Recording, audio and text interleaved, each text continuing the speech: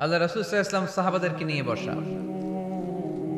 হঠাৎ করে ওমরে ফারুক মৌমাছির আওয়াজ শুনতে পেলেন, ভন ভন ভন ভন আওয়াজ। হাদিসটা এসেছে মুসনাদ ইবনে আহমদ ইবনে হাম্বলে, সুনানি তিরমিজিতে। ভন ভন মৌমাছির যখন আওয়াজ, ওমরে ফারুক মৌমাছি খুঁজতে আরম্ভ করলেন, কিন্তু কোনো মৌমাছি উনি খুঁজে পান না। তখন উনি বুঝতে পেলেন আসলে এটা মৌমাছি না, এখনই আল্লাহ রাসূল সাল্লাল্লাহু আলাইহি ওয়াসাল্লামের উপর কোরআনের আয়াত নাজিল করতেছে কে? অনেকগুলো পদ্ধতিতে আল্লাহ রাসূল সাল্লাল্লাহু আলাইহি ওয়াসাল্লামের কাছে কোরআন এসেছে। আমরা তো মাগনা কোরআন পাইছি, সুন্দর করে এমদাদিয়া কোম্পানি ছাপাই দিছে, আব্বা কিনা বাসায় নিয়ে আসছে, এবার আমি রমজান মাসে কোরআনের খতম দেই। আহা, আল্লাহ রাসূল সাল্লাল্লাহু আলাইহি ওয়াসাল্লাম কি এত সহজে কোরআন পেয়েছে? অনেক কষ্ট করে তিনি কোরআন রিসিভ করতেন। মিসলা সালসালাতিল জারাস, মাঝে মাঝে ঘন্টার ধ্বনির মতো কোরআন নাজিল হতো। প্রাইমারি স্কুল ছুটি হলে দপ্তরি ঘন্টা বাজায় না, ধাম ধাম বিকট আওয়াজ হয়। এরকম আওয়াজে যখন কোরআন নাজিল হতো, আল্লাহ রাসূল সাল্লাল্লাহু আলাইহি ওয়াসাল্লাম কোরআন রিসিভ করতে যেয়ে ঘেমে যেতেন শীতের রাতে। আজকে একটা শৈত্য প্রবাহ গেছে না, প্রচন্ড শীত, প্রচন্ড শীতে লোকজন কাঁপছিল। আপনাদের তো প্যান্ডেল আছে, ওদের প্যান্ডেলও ছিল না, খোলা ময়দানে লক্ষ লক্ষ মানুষ। এই প্রচন্ড শীতের রাতে আম্মা জান আয়েশা রাদিয়াল্লাহু তাআলা আনহা উনি কাঁপতেন, আর এই কোরআন রিসিভ করতে যে বিষ্ণু ঈসা ইসলাম ঘামতেন।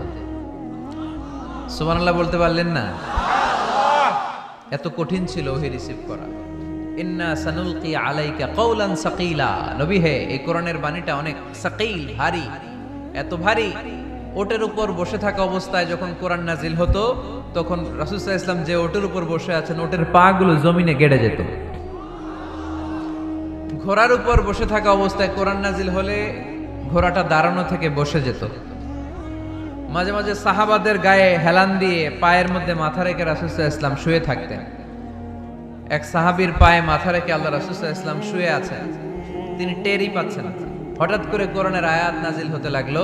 সাহাবী বললেন, হঠাৎ করে আমি টের পেলাম বিশ্বনবীর মাথাটা অনেক ভারী হয়ে গেল। আমার মনে হচ্ছে যে রাসূল সাল্লাল্লাহু আলাইহি ওয়াসাল্লামের মাথার ভারে আমার পায়ের হাড্ডি ফেটে খান খান হয়ে যাবে। সুবহানাল্লাহ পড়েন। তো এই কঠিন কোরআন যখন রাসূল সাল্লাল্লাহু আলাইহি ওয়াসাল্লাম রিসিভ করতেন, তিনি ঘেমে যেতেন।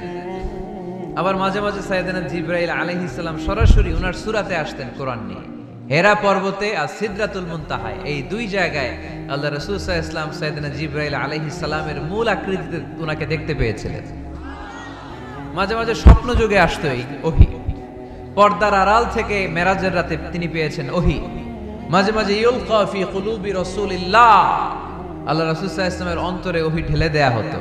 আর মাঝে মাঝে মিসলা সাউতিন নাহাল, মৌমাছির ভনভন ভনভন আওয়াজের মতো কোরআন নাজিল করতো কে? ভনভন আওয়াজ দেখে ওমরে ফারুক বুঝলেন এটা আসলে মৌমাছি না, কোরআনের আয়াত। কোরআনের আয়াত নাজিল শেষ, আল্লাহ রাসূল সাল্লাল্লাহু আলাইহি ওয়াসাল্লাম চেহারা ঘুরিয়ে সাহাবীদের দিকে মুখ করে বসলেন আর বললেন, এইমাত্র সূরাতুল মুমিনুনের শুরুর দিককার আয়াতগুলো আমার কাছে নাজিল হয়েছে। এখানে আল্লাহ তাআলা মুমিনের 7টি গুণের কথা বলেছে। কয়টি? সবাই বলতে হবে, কয়টি গুণ? আল্লাহ রাসূল বললেন, মান আকামা হুন্না দাখালাল জান্নাহ, এই 7টা গুণ যে মানবে আল্লাহ তাআলা জান্নাতুল ফেরদাউসের মালিক বানায় দিবে। জাহান্নাম, আজ জান্নাতের একটা পথ, জাহান্নামের আরেকটা পথ। So now the decision is yours, সিদ্ধান্ত আমাদের, সিদ্ধান্ত আপনাদের। আপনি কোন পথে যাবেন, ডানে না বায়ে? আর আওয়াজ করে বলেন। ডানে আছে ক্ষমা আর আছে জান্নাত। ওয়াসারিউ ইলা মাগফিরাতিন মির রাব্বিকুম ওয়া জান্নাতিন আরদুহা আস-সামাওয়াতু ওয়াল আরদ উইদ্দাত লিল মুত্তাকিন। তোমরা ক্ষমার দিকে ছোট, জান্নাতের দিকে ছোট, জান্নাত কামাইয়ের প্রতিযোগিতা করো। রব্বে কারীমের যে লিস্ট আছে, ওই লিস্টে ক্ষমাপ্রাপ্ত বান্দাদের কাতারে নিজের নাম তোলো। আল্লাহ বললেন ডান দিকে যাওয়ার জন্য, জান্নাতে যাওয়ার জন্য প্রতিযোগিতা করো। আমরাও প্রতিযোগিতা করি, তবে জান্নাতের জন্য না, ঠিক কি না? কিসের জন্য প্রতিযোগিতা করি আমরা? হ্যাঁ, টাকা কামানোর, আর হ্যাঁ ক্ষমতা, আমার এলাকা, আমার বাড়ি, আমার গাড়ি খায়া ফেলামু, আছে না নাই? কিসের বাড়ি তোর? কিসের ক্ষমতা তোর? ক্ষমতার মালিক একজন, চিল্লায় বলো, তিনি কে? পরের জায়গা পরের বাড়ি, ঘর বাঁধিয়ায় আমি রই, আমি তো সেই ঘরের মালিক নই। পরের জায়গা পরের বাড়ি, ঘর বাঁধিয়ায় আমি রই, আমি তো সেই ঘরের মালিক নই। ঠিক কিনা? যে বাড়িতে আমি থাকলাম, আগে থাকতো আমার দাদা, তারপরে দাদার দাদা, আমি মরে গেলে থাকবে আমার ছেলে, তারপরে থাকবে আমার নাতিপতি। তো এটা আমার বাড়ি হইলো কেমনে? আসল মালিক তো একজন, তিনি কে? কত টাকা দিয়ে ফ্ল্যাট কিনলাম, বাড়ি বানালাম, ইটালি থেকে টাইলস এনে গোসলখানাটা তৈরি করলাম, আমার জীবনের শেষ গোসলটা কি ওই গোসলখানায় হবে? চিল্লায় বলেন। এজন্য আসল ঘর হচ্ছে কবরের ঘর। কিন্তু আমরা এই মরিচিকার পেছনে ছুটে বেড়াই, ধোকা, এটা একটা ধোকা। সবাই ব্যস্ত, সুপার বিজি, খুব ব্যস্ত। কি জন্য তুমি ব্যস্ত জানে না? মরিচিকা, কাসারাত, মরিচিকা, ধোকা, লালসা। বল তুসিরুনাল হায়াতাদ দুনিয়া ওয়াল আখিরাতু খায়রু ওয়া আবকা। তোমরা দুনিয়ার জীবনকে প্রাধান্য দাও, কিন্তু আখিরাত হচ্ছে শ্রেষ্ঠ এবং স্থায়ী। কথাটা কার? এজন্য প্রতিযোগিতা যদি করতে হয়, আখিরাত কামানোর প্রতিযোগিতা করব, ঠিক কিনা? কিন্তু আমরা করি ক্ষমতা অর্জনের প্রতিযোগিতা, ক্ষমতার দাপট দেখানোর প্রতিযোগিতা, ক্ষমতার লড়াইয়ে টিকে থাকার প্রতিযোগিতা। সব আমার আমার, এই আমার আমার কথাটা খুব খারাপ। এখন থেকে আমার না বলে আমাদের বলবেন। আমরা কি শুধু কি দুর্বল? দুর্বলের ঘরের দুর্বল। আমি দুর্বল, আমার বাবা দুর্বল, আমার দাদা দুর্বল, আমার 14 গোষ্ঠী দুর্বল। এজন্য আমরা দুর্বলের ঘরের। এই মাহফিলের পেছন থেকে কেউ যদি বলে হুজুর সাপ, কি বলছে? আসলে সাপ নাই, খালি কইছে সাপ। এরপরে মুজাহিদদেরকে আর খুঁজে পাওয়া যাবে না, সব দৌড়। সাপ বাদ দেন, ভাওয়া ব্যাং চেনেন না? নারায়ণগঞ্জে নাই না? ভাওয়া ব্যাং কি করে, লাফায় না? সাপ না, সাপ তো অনেক ভয়ঙ্কর। ভাওয়া ব্যাং, দুইটা ভাওয়া ব্যাং এদিকে, দুইটা এদিকে, আর বাকি দুইটা এদিকে। 6টা ভাওয়া ব্যাং যদি ছেড়ে দেয় কি হবে? ব্যাং লাফাবেন, আপনি লাফাবেন। ব্যাং আর কি লাফ দিবে? তার চেয়ে বড় লাফ দিবেন আপনি, ঠিক কিনা? তো এই তো আমাদের ক্ষমতা। ভূমিকম্প আসলে শব্দ, বাড়ির মালিক। ভূমিকম্প আসলে নারায়ণগঞ্জের শুধু ভাড়াটিয়ারা বাড়ি থইয়া দেয় দৌড়, বাড়িওয়ালারা দৌড়ায় না। হ্যাঁ, বাড়ির মালিক তো উনি, উনিও দৌড়ায়।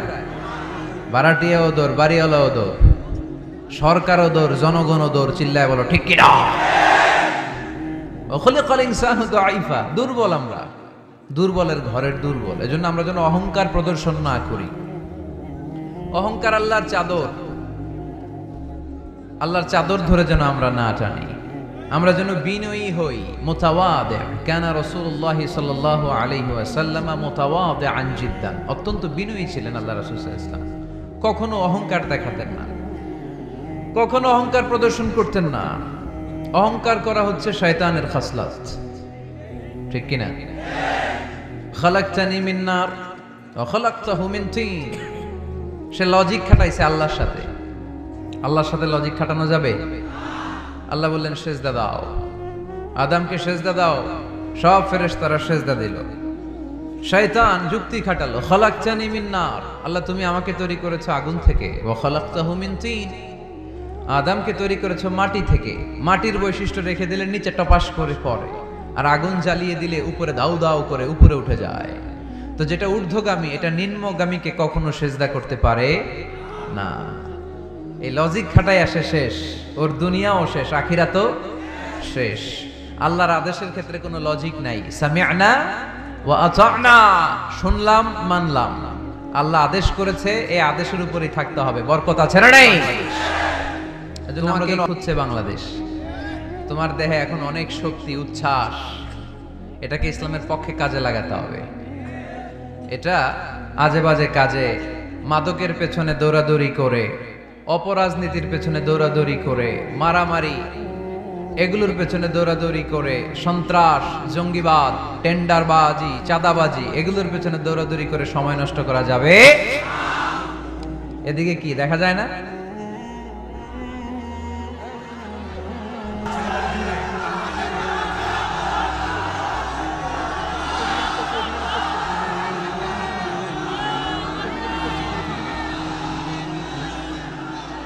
আল্লাহ তুমি কবুল করো। এই যে যুবক ছেলেগুলো খেলার মাঠে যায় না, এখন আড্ডাবাজিতে যায় না, টেন্ডারবাজিতে যায় না, চাঁদাবাজিতে যায় না, উল্টাপাল্টা কোনো কাজে যায় না। এরা যাত্রা পালায় এখন আর যায় না, এরা গানের কনসার্টে যায় না, এরা কোরআনের প্রেমে পাগল হয়ে এসেছে, ঠিক কিনা? কোনো বিরিয়ানির প্যাকেট আছে নাকি আজকে? তাইলে এই গণজোয়ার এটা কোরআনের পক্ষে না বিপক্ষে? আমরা কোরআনের পক্ষে থাকতে চাই কি চাই না? আল্লাহ তুমি আমাদেরকে কবুল করো। কোরআনের প্রতি ভালোবাসাকে ইসলামের বিজয়ের জন্য তুমি কবুল করে নাও। এজন্য যুবক যারা আছো, তোমরা আগামীর বাংলাদেশ, তুমি বাংলাদেশ, তুমি বাংলাদেশ।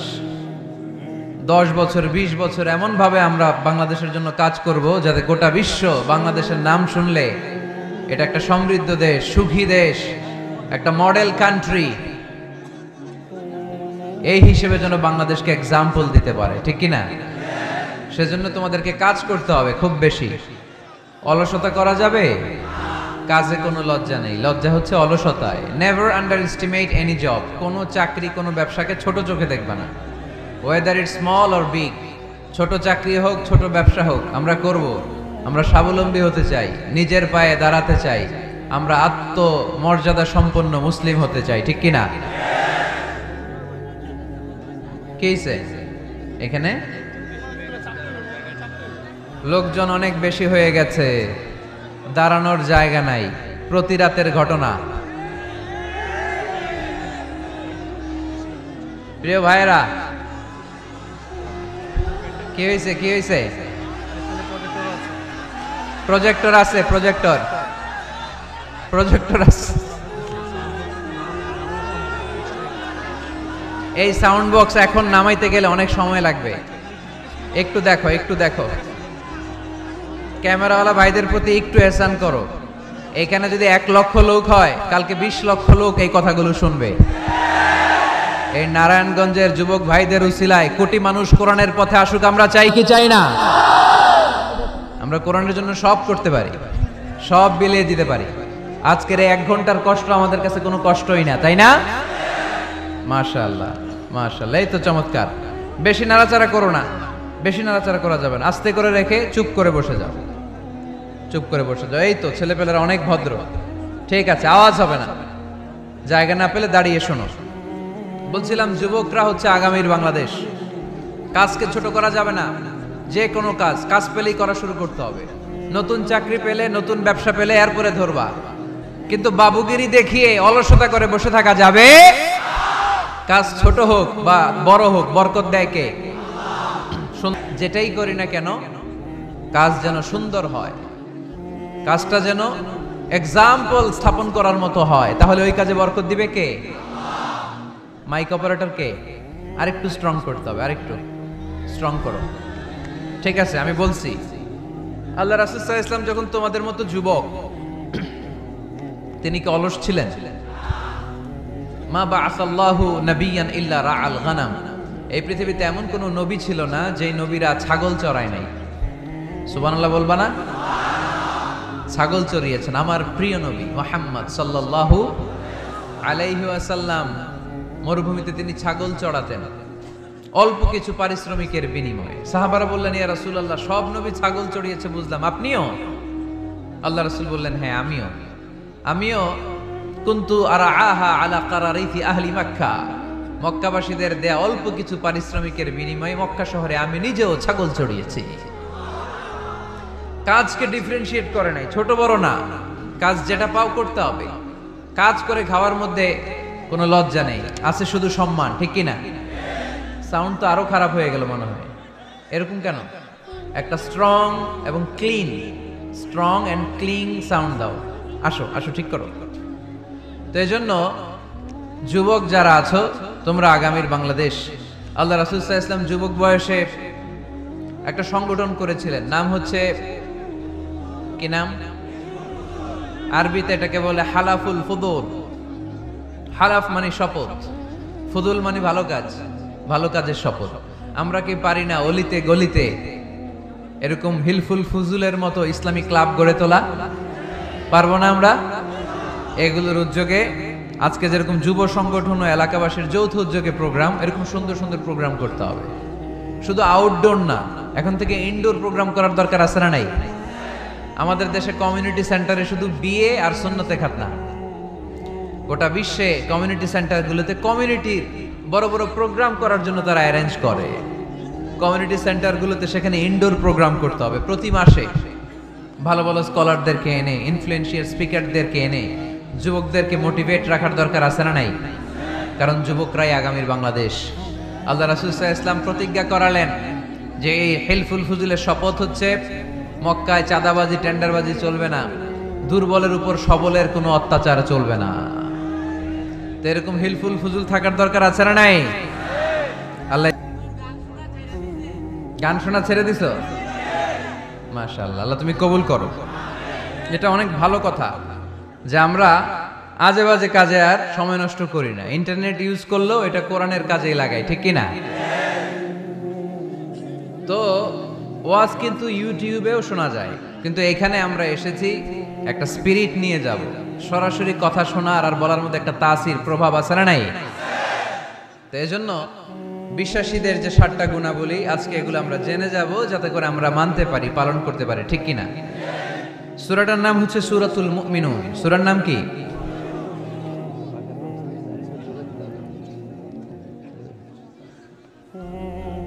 সূরাতুল মুমিনুন। বিশ্বাসীদের নামে সূরা, তাই না? আবার দেখেন কাফিরদের নামেও কোরআনে সূরা আছে না নাই? কি নাম? সূরাতুল কাফিরুন আছে না? কুল ইয়া আইয়ুহাল লা আ'বুদু মা। তাহলে আমরা হলাম বিশ্বাসী। আমরা কি? আমাদের নামে একটা সূরা দিল কে? খুশি লাগে না? ভাল লাগে না অনেক? আমাদের নামে আল্লাহ কোরআনে সূরা দিয়েছেন। আবার আমাদের বিরোধী যারা কাফির, তাদের নামে আল্লাহ সূরা দিলেন। আরেকটা শ্রেণী আছে, মুমিনও না কাফিরও না, মাঝামাঝি। কি নাম? মুনাফিক। তাদের নামেও সূরা আছে না নাই? সূরাতুল মুনাফিকুন। এরা বড্ড ভয়ঙ্কর। মুনাফিকের চেয়ে কাফের ভালো, মুনাফিকের চেয়ে হিন্দু ভালো, মুনাফিকের চেয়ে খ্রিস্টান ভালো।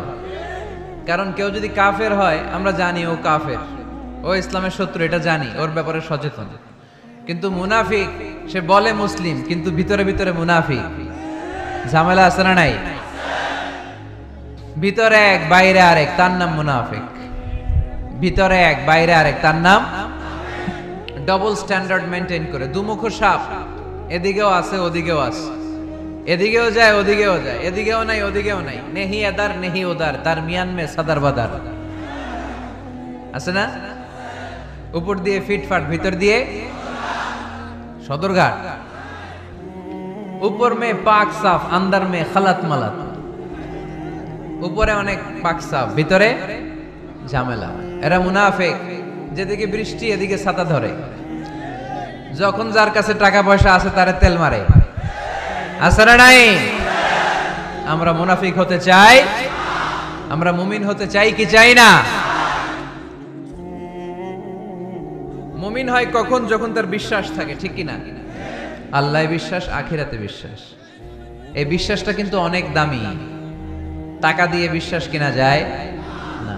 আমরা আল্লাহর উপর বিশ্বাস রাখি, আখিরাতে বিশ্বাস রাখি, নবী রাসূলদের উপর বিশ্বাস রাখি, তাই আমরা মুমিন। বিশ্বাসটা অনেক দামি। ঈমান যার মধ্যে থাকে সে হচ্ছে মুমিন। আমল পড়ে, আগে ঈমান। আগে কি? ঈমান হচ্ছে সংখ্যা, আমল হচ্ছে শূন্য। এখন ঈমান নাই, আপনার আছে শুধু আমল। শূন্য বসাতে বসাতে বসাতে বসাতে নারায়ণগঞ্জ থেকে ঢাকা, এটার কোনো দাম আছে? 2000 শূন্য আপনি পাইছেন। 2000 ফলাফল কি? শূন্য। কারণ ঈমান নাই, সংখ্যা নাই। এবার আপনার ঈমান আছে, পেলেন একটা সংখ্যা 1, তারপর আমল করতে শুরু করলেন, পেলেন শূন্য। যাকাত দিলেন, পেলেন শূন্য। হজ করলেন, পেলেন শূন্য। দাম আছে না নাই? একের পরে শূন্য দিলে দাম আছে না? তাহলে আগে লাগবে কি? ঈমান। ঈমান মানে বিশ্বাস। বিশ্বাসটা খুব দামি। এই বিশ্বাস যেন নষ্ট না হয়, বিশ্বাসে যেন আঘাত না আসে। বিশ্বাসটা কত দামি জিনিস দেখেন। বন্ধু বন্ধুর মধ্যে যদি বিশ্বাস না থাকে, বন্ধুত্ব টেকে? কথা বলেন। স্বামী যদি স্ত্রীরে বিশ্বাস না করে সম্পর্ক টিকে? কথা বলেন। বিশ্বাস অনেক দামি জিনিস। কক্সবাজার যাবে, ব্যাগ ট্যাগ নিয়ে বাসে উঠেই দেখবেন অনেক হাই প্রোফাইলের লোকেরা ল্যাপটপ নিয়ে, টাকা পয়সা নিয়ে বাসের উপরে ব্যাগ রেখে আরামসে ঘুম দিচ্ছে। বাইরে প্রচন্ড বৃষ্টি, তার কোনো টেনশন নাই। সে যদি টেনশন করতো তাহলে ঘুমাইতে পারতো? তাহলে তো তাকায় থাকা লাগতো এরকম, দেখি তো বাসওয়ালা কই যায়। কক্সবাজারের টিকিট কাটছি, সকালবেলা উঠে যদি দেখি কক্সবাজার না নিয়ে যশোর চলে গেছে, ভেজাল আছে না? তার মোটেও টেনশন নাই, কারণ গ্রিন লাইন কোম্পানির প্রতি এই ক্লায়েন্টের অনেক বিশ্বাস। আমি আরামসে চাদর গায়ে দিয়ে একটা ঘুম দিব, সকালে ঠিকই এই গ্রিন লাইনের বাস আমাকে কক্সবাজার নামিয়ে দিবে। চিল্লায় বলেন ঠিক কিনা? তার মানে বিশ্বাসটা অনেক জরুরি। বিশ্বাসে মিলাই বস্তু, তর্কে বহুদূর। এজন্য আমরা বিশ্বাসী হতে চাই। আমরা কি হতে চাই? আর বিশ্বাসীদের নামে এই সূরাটা ডেডিকেট করলেন কে? সূরাতুল মুমিনুন। সূরাটার নাম কি? আরো জোরে বলেন, কি নাম? সূরাতুল মুমিনুন। ধাক্কা আসতেছে, পিছনে অনেক দূর পর্যন্ত মানুষ, অনেকে জায়গা না পেয়ে ফিরে যাবে। রাস্তা ব্লক, হ্যাঁ দেখলাম, প্রায় পুরো কক্সবাজার শহর ব্লক।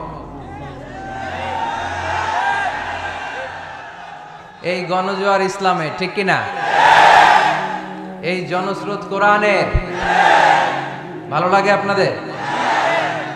ইসলামের বিজয় খুবই সন্নিকটে, ঠিক কিনা? আমাদের কিছু স্যাক্রিফাইসের পরিমাণ বাড়াতে হবে, আল্লাহরে দেখায় দিতে হবে আমরা ময়দান ছাড়ি নাই। দেখাইতে হবে যে আমরা ময়দানে টিকে আছি। চিল্লায় বলেন ঠিক কিনা? টিকে থাকতে হবে।